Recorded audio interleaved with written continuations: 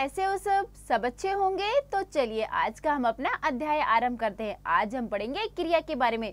तो बच्चों, क्रिया क्या होती है? जब आप लोग सुबह उठते हैं तो रात में सोने तक आप जितने भी आप दिन भर कार्य करते हैं वे सभी क्या होती है? हमारी क्रियाएं। जैसे हंसना, उठना, बैठना, सोना, पढ़ना, लिखना, रोना, खेलना, कूदना, ये सभी क्या है? हमारी क्रियाएं हैं। तो चलिए हम पढ़ते हैं क्रिया। तो देखिए क्रिया का अर्थ है किसी कार्य का करना या होना। तो कार्य या तो स्वयं होता है या उसे किया जाता है। कोई भी काम है या तो स्वयं हो जाता है, जैसे बारिश होती है। बारिश क्या है? अपने आप हो रही है, प्रकृति पर निर्भर है। तो बारिश हो रही है तो ये क्या हो गया? अपने आप काम हो रहा है। और या फिर हम कोई काम करते हैं, जैसे पढ़ना, ये क्या काम क्या हमारे द्वारा किया जा रहा है। तो जैसे देखिए सूर्य उदय हो रहा है, सूर्य भी उदय हो रहा है, अपने आप हो रहा है, लेकिन क्या है? ये एक कार्य हो रहा है। रवि पत्र लिख रहा है, बंदर केला खा रहा है। तो चित्रों के नीचे लिखे वाक्यों में उदय हो रहा है, लिख रहा है और खा रहा है किसी कार्य के होने अथवा करने का बोध करा रही हैं। यदि वाक्य से इन्हें हटा दे तो वाक्य का अर्थ स्पष्ट नहीं होगा। ये शब्द क्रियापद कहलाते हैं। अगर हम वाक्य से इन क्रिया को हटा देंगे तो हमारा वाक्य बनेगा नहीं, कुछ वाक्य नहीं बनेगा हमारा। तो बच्चों, कोई भी अगर हम वाक्य बना रहे हैं तो उसमें हमें क्रिया शब्दों को डालना ही होता है। अगर बिना क्रिया शब्दों के वाक्य बनेंगे तो वो हमारा वाक्य नहीं बनेगा।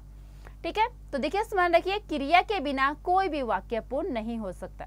तो इसकी परिभाषा देखो बच्चों, क्या लिखेंगे? जिन शब्दों से किसी कार्य के करने या होने का बोध होता है उन्हें क्रिया कहते हैं। ठीक है, अब आगे हम पढ़ते हैं धातु। धातु क्या? देखिए क्रिया के मूल रूप को, जो क्रिया का मूल रूप है उसे हम क्या कहेंगे? धातु। प्रत्येक क्रिया की रचना धातु से ही होती है। जैसे देखिए धातु प्लस प्रत्यय क्या बन गया? क्रिया। देखिए पढ़ जमा ना पढ़ना, लिख जमा ना लिखना, गा जमा ना गाना, खा जमा ना खाना, नाच जमा ना नाचना, खेल जमा ना खेलना, ले जमा ना लेना, पा जमा ना पाना, कूद जमा ना कूदना। अब हम पढ़ते हैं क्रिया के भेद। तो क्रिया के भेद देखिए, कर्म के आधार पर क्रिया के दो भेद होते हैं। ठीक है, एक होता है सकर्मक क्रिया, दूसरा होता है अकर्मक क्रिया। तो सकर्मक क्रिया में देखो, जिन क्रिया शब्दों के साथ कर्म का प्रयोग करने की आवश्यकता होती है उन्हें सकर्मक क्रिया कहते हैं। जैसे बिल्ली चूहा पकड़ती है, तुमने किताब पढ़ी, अर्जुन ने कर्ण को मारा।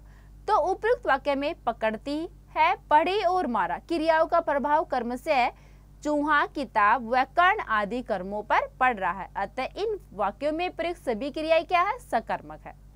तो सकर्मक क्रिया की पहचान, अगर हमें सकर्मक क्रिया की पहचान करनी तो कैसे करेंगे? हम देखिए सकर्मक क्रिया की पहचान के लिए वाक्य में क्रिया के साथ हम क्या, किसको आदि प्रश्न सूचक शब्द लगाकर प्रश्न करने से यदि उत्तर मिलता है तो वह सकर्मक क्रिया होती है, और नहीं मिलता तो वो फिर वो अकर्मक क्रिया हो जाती है।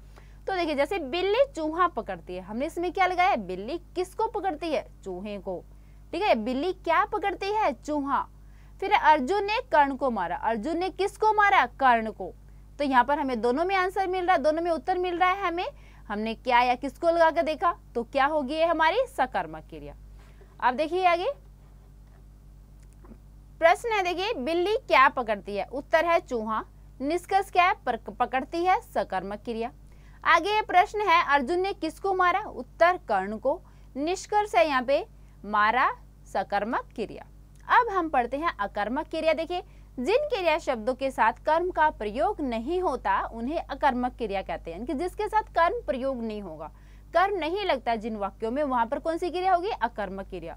जैसे तारे चमक रहे हैं, वर्षा हो रही है, सूर्य निकल रहा है, जोकर हंसता है।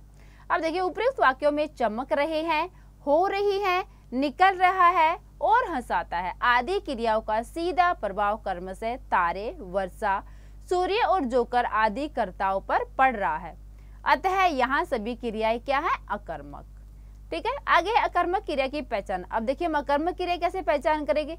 अकर्मक क्रिया की पहचान करना अत्यंत सरल है, बहुत ही सरल है। इसको यदि वाक्य में क्रिया के साथ क्या, किसे, किसको आदि प्रश्न सूचक शब्द लगाकर प्रश्न करने से उत्तर नहीं मिलता। ठीक है, अगर वाक्य में हमारे पास जो भी वाक्य हम उसमें क्या, किसे या किसको प्रश्न लगाकर हम वाक्य बनाएगा, हम उसे उसका उत्तर नहीं मिलता है तो वो समझो कि वहाँ अकर्मक क्रिया है। जैसे देखिए राजेश खेल रहा है। तो प्रश्न क्या है, राजेश क्या खेल रहा है? तो कोई उत्तर नहीं मिलता, यहाँ पे उत्तर कोई उत्तर नहीं मिला। निष्कर्ष खेल रहा है अकर्मक क्रिया है। ठीक है, पक्षी उड़ रहे हैं, तो प्रश्न क्या अपना, पक्षी क्या उड़ रहे हैं? उत्तर कोई उत्तर नहीं मिला हमें यहाँ पर। निष्कर्ष है जड़ उड़ रहे हैं, यानी कि अकर्मक क्रिया। अब हम पढ़ते हैं सकर्मक क्रिया के भेद। सकर्मक क्रिया के भेद होते हैं बेटा दो। ठीक है, सकर्मक क्रिया दो प्रकार की होती है। पहला आ जाता है यहाँ पर एक कर्मक क्रिया, दूसरा द्विकर्मक क्रिया। एक कर्मक क्रिया में क्या है, जिस सकर्मक क्रिया के साथ एक कर्म का प्रयोग होता है उसे एक कर्मक क्रिया कहते हैं। जैसे माता खाना खिलाती है, दूसरा नौकर पानी देता है, तीसरा है प्रिया ने कार खरीदी, चौथा है अध्यापिका पुस्तक पढ़ती है। ठीक है, तो इन वाक्यों में खाना, पीना, कार और पुस्तक आदि क्या है, एक एक कर्म है।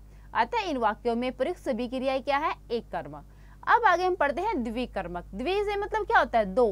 तो जिस सकर्मक क्रिया के साथ दो कर्म प्रयोग होते हैं उसे द्विकर्मक क्रिया कहते हैं। ठीक है, जैसे माता बच्चों को गाना सुनाती है, नौकर मालिक को चाय देता है, प्रिया ने भाई को खाना खिलाया, अध्यापिका विद्यार्थियों को पुस्तक पढ़ाती है। ठीक है, देखिए इन वाक्यों में कर्म से प्रयुक्त रंगीन शब्द दो दो कर्म है। तो जितने भी यहाँ पर रंगीन शब्द कितने कर्म, उनमें दो दो कर्म है। तो अतः इन वाक्यों में प्रयुक्त सभी क्रियाएं क्या है, द्विकर्मक है।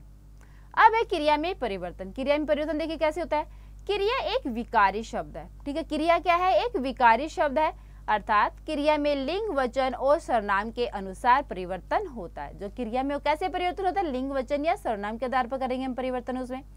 जो इस प्रकार से, जैसे देखो लिंग के अनुसार कैसे करेंगे, क्रिया का लिंग संज्ञा के लिंग के अनुसार बदल जाता है। यदि क्रिया का लिंग पुल्लिंग में आकारांत है तो स्त्रीलिंग में वह इकारांत हो जाता है। जैसे राहुल पढ़ता है, पुल्लिंग है ये, और इस स्त्री में क्या बनाएंगे हम, इसका मीना पढ़ती है।